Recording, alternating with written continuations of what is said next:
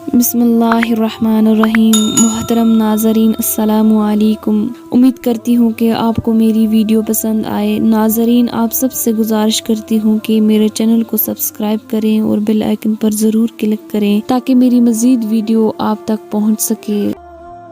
ناظرین، کوئی بات نہیں اگر آج تم بالکل ٹوٹے ہوئے ہو یا دل شکستہ ہو، کوئی گناہ نہیں۔ ہاں، بس مایوس مت ہونا، وہ رب تمہیں آزما رہا ہے، سزا نہیں دے رہا۔ اس نے تمہاری مشکل کے ساتھ آسانی بھی رکھی ہے۔ تمہارے مسائل کا حل تمہیں ابھی نظر نہیں آ رہا، مگر ایسا نہیں کہ کوئی حل موجود ہی نہیں ہے۔ ہر چیز اپنے وقت پر سلجھی جائے گی، ہر زخم سے وہ شفا دے دے گا، بس تم اس کی ذات سے تعلق بنائے رکھنا۔ ہر کام آسان وہی کر دے گا۔ اللہ حساب رکھتا ہے ہر اس بات کا جس پر تم نے دکھی دل کے ساتھ صبر کر لیا تھا، جب تم نے نم آنکھوں کے ساتھ بھی ہنسنا نہیں چھوڑا تھا، جب اچانک لیٹے لیٹے ماضی کی تلخ یادوں نے دل و دماغ بوجھل کر دیے تھے اور تم نے بے چین ہو کر کروٹ بدلی تھی، جب رات کو سوتے ہوئے آنکھوں میں سے آنسو نکل رہے تھے اور تم انجان تھے مگر اللہ بے خبر نہیں تھا، جب کسی کے سخت جملوں نے تمہارے دل کے ٹکڑے ٹکڑے کر دیے تھے اور تم مسکرا کر سہ گئے تھے۔ وہ تمہاری ہر اس تکلیف کا حساب رکھتا ہے۔ تمہیں یہ وقت بھلے ہی مشکل لگ رہا ہو مگر تمہاری سب مشکلات کا حل بس اس کے ایک کن میں رکھا ہے۔ جو راستے اللہ تعالیٰ سے جوڑتے ہیں وہ بہترین ہو جاتے ہیں۔ اللہ تعالیٰ کی طرف جانے والا ہر راستہ دل کو سکون بخشتا ہے۔ ایسے محسوس ہوتا ہے کہ اکیلے ہونے کے باوجود بھی کوئی ساتھ ہے۔ انسان کی تمنا نہیں ہے کیونکہ اللہ ساتھ ہے، کوئی چھوڑ دے تو تب بھی دل تشکر میں ڈوبتا چلا جاتا ہے۔ ہم مصلحت سمجھ کر شکوے کے انبار نہیں لگاتے، وہ رحمان ہے، اس سے جڑ جانے والے غنی ہوتے ہیں۔ اس رب کے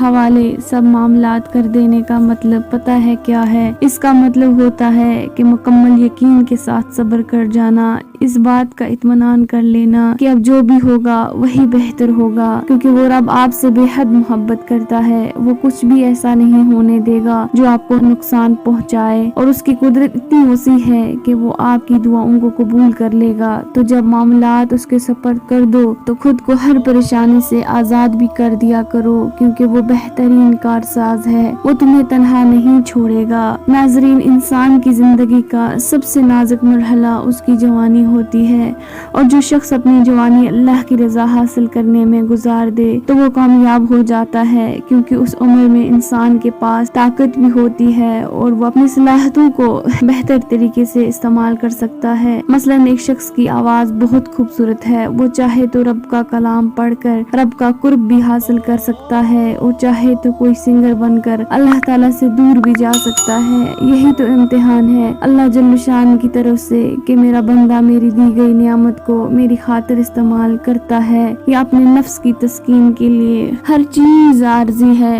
اللہ جل شان تو صبر آزماتا ہے۔ کوئی اگر خوشی کا موسم نہیں رہا تو غم کا موسم بھی نہیں رہے گا، اور ایک بات، دعائیں کبھی بھی رد نہیں ہوتی، بس کبھی کبھار اللہ جل شان ہمارا صبر آزماتا ہے کہ میرا بندہ مجھ سے کتنی محبت کرتا ہے اور کتنی دعائیں وہ کرتا ہے۔ اور کچھ دعائیں تو ایسی ہوتی ہیں، اتنی پیاری ہوتی ہیں کہ اللہ جل شان کو اپنے بندے پہ اتنا پیار آتا ہے۔ ناظرین، اللہ دیکھتا ہے جب تم سجدوں میں تڑپتے ہو، جب تم دعا کے لیے ہاتھ اٹھا کر خاموش ہو جاتے ہو، اور اللہ کو اندازہ ہے کہ جب تم صبر کرتے ہوئے تھک جاتے ہو، جب تم بے بس ہو کر خاموش ہو جاتے ہو۔ یقین رکھو، امید لگانے والوں کو اللہ کبھی نا امید نہیں ہونے دیتا۔ صبر ہوتا نہیں ہے، صبر کیا جاتا ہے، اور صبر یہی ہوتا ہے کہ اپنے اندر مچلے ہوئے طوفان کو خود میں تھام کر اس کے ختم ہونے کے انتظار کرنا، اپنی شدتوں کو خود میں اس طرح قید کر لینا کہ معاملہ صرف اور صرف اللہ کا